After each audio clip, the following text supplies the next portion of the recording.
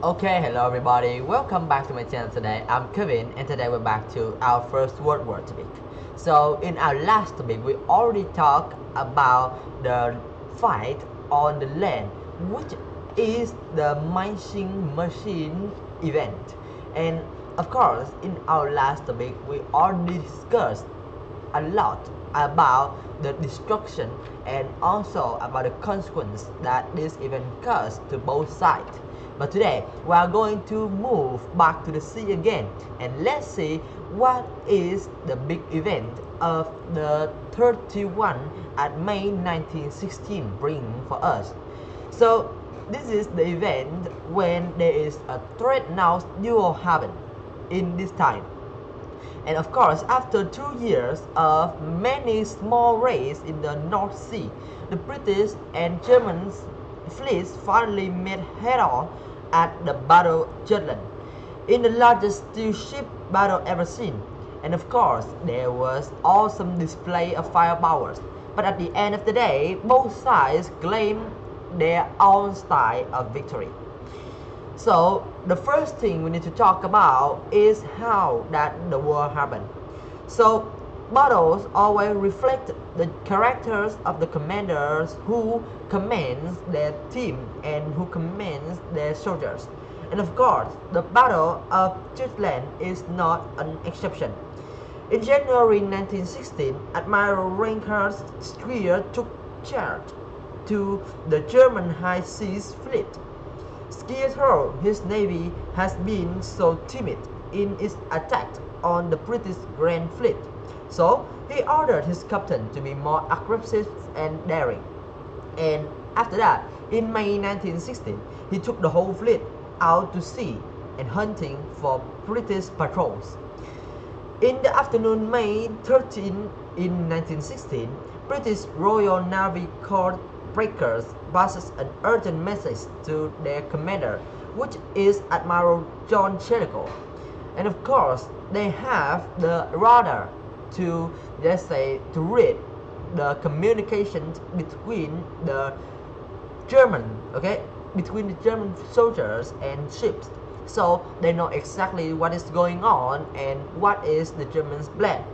And after knew this, they knew that their admiral have to take a very difficult and serious decision, but of course with a hard time.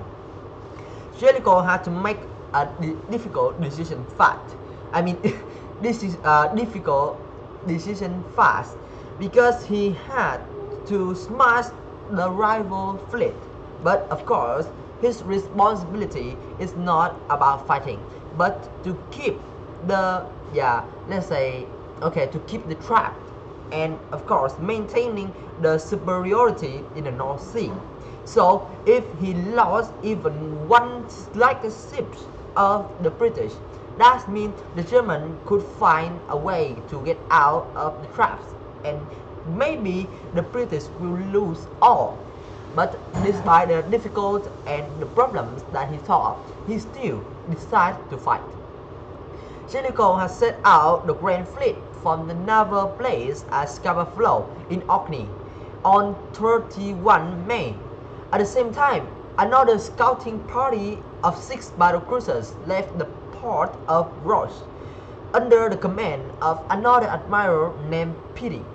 When Petty spotted 2 small German ships, he gave chase. What he didn't know is that despite there is just although there is just 2 German ships, but after the horizon is 5 more battleships waiting for the British to fall into the embrace. For the next hour, both sides has battered each other with massive shells and firepower. 2 of Beatty's battle cruisers were sunk and his own flagships was soon spitting smoke and flames. But he didn't break off his attack until the sight of the high seas, fleets rushing in his direction. He immediately turned his ship to the north and hoping to throw the enemy to Jellicoe's place.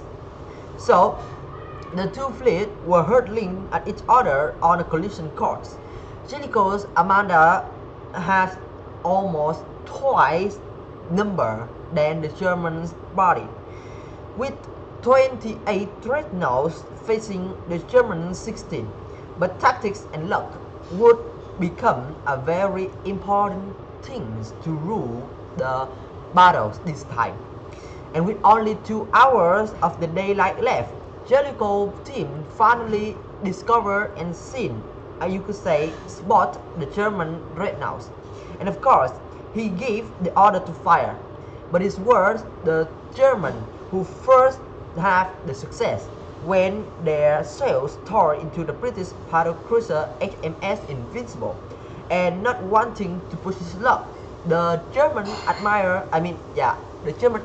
Skier has hired his team into the smoke and want to take a flank back to the back of the British team.